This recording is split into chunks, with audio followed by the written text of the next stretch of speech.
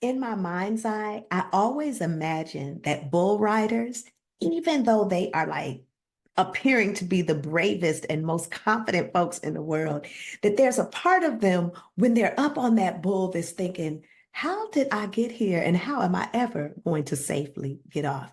Let me tell you something about confidence. No matter how far ahead you are in your career, no matter how expert you are, no matter how long you've been doing a thing, it is natural and normal for us to sometimes experience a little lack of confidence, right? Even the most successful person out there has some area where they don't feel 100% confident. And that is okay. You can still do amazing and wonderful things completely with a lack of confidence in place, right? So, what we're going to talk about today is ways that you really can increase and build a sense of confidence in yourself, in your work, so that when you are showing up, you're doing so in a way that absolutely helps people know that you can help them, give you the kind of credibility that you need to have an impact in people's lives, and quite honestly, to help you fully express yourself that people can get the best of what you have to offer. See, that's the thing. Not being confident is a reality, but it does not have to stop you, especially when you know what it is you're wanting to do. Sometimes when we're not clear about what we're wanting to do, the confidence is even worse because it's like, what am I even doing here? But once you've done the work to choose a niche that works for you, or you have offers that you really want to put out there, or there's something specific that you're wanting to engage in, when you know what that is, do not let a lack of confidence stop you. Just know that you're going to begin in a way that's less than perfect, but that's what being a beginner is all about, right? Learning from those things that are not functioning 100%, that's the learning curve that helps you improve as a professional and honestly to hone your unique skills and your abilities so that you can have a sharper instrument to use as you're doing the work that you're coming into the field to do, right? So a lot of times people think that if they don't have it all together in the beginning, that it doesn't even make sense for them to start. Can you imagine if you told toddlers, in order for you to walk, you need to be able to completely walk, no falling down around here? How would they ever learn how to get their footing, right? And so I want you to be gentle with yourself and integrate those mistakes or the areas where you're improving so that you can allow yourself space to grow and become stronger, right? So a lot of times people say, well, you just need to fake it till you make it. And that is one way for you people to build confidence. You just got to put yourself out there and do it until you do it scared until you can do it brave. And that is true. But the kind of confidence that I want you to begin to nurture in your professional life, this is an inside job. This is one where you really begin to take stock of your unique strengths and abilities, where you allow yourself to refer back to past evidence of successes and the impact that you've had. One where you really do begin to see yourself as a unique and beautiful person that has something valuable to offer. So that kind of an inside job confidence is the one that I want us to be building upon.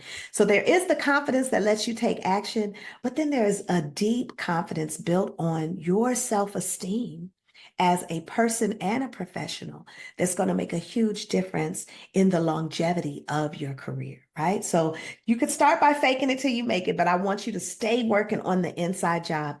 And for many of us, that means our own therapy, right? Or finding our own, community of support.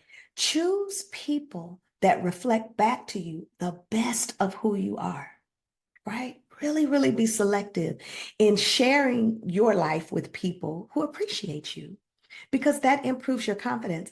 I remember talking to young women early in my career about how important it was for them to think about their relationships as they're building their professional life. Because if you have a lot of chaotic relationships or you're feeling unloved and unappreciated, that is going to filter into the way you show up professionally. Because how you do anything is how you do everything. The way you are in one aspect of your life is going to actually impact the way you are in other aspects of your life. So, in addition to self discovery, I want you to really start curating the people that you surround yourself with, sharing your dreams and your most vulnerable, moments as an entrepreneur with people who will nurture you and pour into you and speak life into you, as opposed to the folks that will only speak to you about doubt and naysay, right? So we're going to say nay to the naysayers and instead find people who help to build you up, right? So there's the self-discovery where you're finding your own strengths and what makes you unique. And then there's the work of finding people, discovering people who can also reflect back to you the best of who you are, right? Another area where you can focus on building your confidence is to become aware of your own patterns. Pay attention to the times when you are thriving and just rocking it out. Times you're like, man, I am on fire right now. What is it that lit you up? If you find yourself on fire, I want to know what sparked the flame. Is it a win that kind of propelled more wins? Or was it that you were well rested? Were you exercised? What is it that helps you to be your best? And I want you to lean into bringing more of those things into your life. That absolutely is a way to build your confidence. I'll tell you another way too. I want you to delete from your list of things to do anything that you suck at. Listen, you do no one any favors by committing time and energy to important tasks that you do not have the ability to do well. Let me say that one more time. It is not helpful for you to double down and force yourself to try to do things that you're not great at, especially in the business building journey, right? So I want you to find ways that you can delegate, outsource, find ways to get support for the things that you are no good at. As a business owner, that's essential. Now, I understand in the beginning, you're not going to be able to do that, but as soon as you can, outsource some of the things that are a part of your business that really and truly are not in your wheelhouse, your zone of genius. There's a wonderful book by Gay Hendricks called The Big Leap, where he talks a lot about this concept. And so if you are interested in learning more about it, please do check out that book, because being in your zone of genius, that's where the magic happens. And that's where you can actually feel more confident. Because every time you approach a project that you're no good at, what are you doing to your confidence? Tanking it, right? Tanking it, taking it, taking it. All right. So another way that you can really build up your confidence is to let this be a bit of a game, right? Sometimes we get so serious and we just put 10 on 20 with, 20 on 10 with everything that we're doing in our business. If I don't get this right, it means I suck. Listen, lighten up a bit so that you give yourself space to learn and grow, but at the same time, kind of allow that I am going to mess up, and that's all right, right? That's all right, right? So take imperfect action on new things so that you can discover your strengths and discover what you're good at. Play with those new tasks and figure out, how do you want to integrate things into your business in a way that fits for you? Everything is not going to be a home run. And that doesn't mean that you suck. It means that you're growing. And so figure out what was good in what you did, replicate that, and the part that wasn't good, let it go. Right. Another piece around protecting your confidence and building it up, I really want you to start monitoring your thoughts. You do not need to believe everything you think. Sometimes, you're going to have thoughts that are quite negative, self-defeating, focusing on things that are just not helpful to your growth and development. You get to choose. When you see that negative thought wave coming in, don't pull out your surfboard and ride it.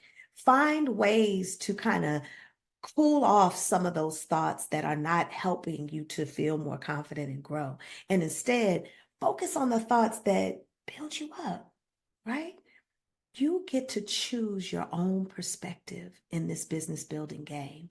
You get to say what's going on here. So tell yourself the story that centers you as the hero. Tell yourself the story that makes you feel brave and positive about what you're doing, right? Really, really do that.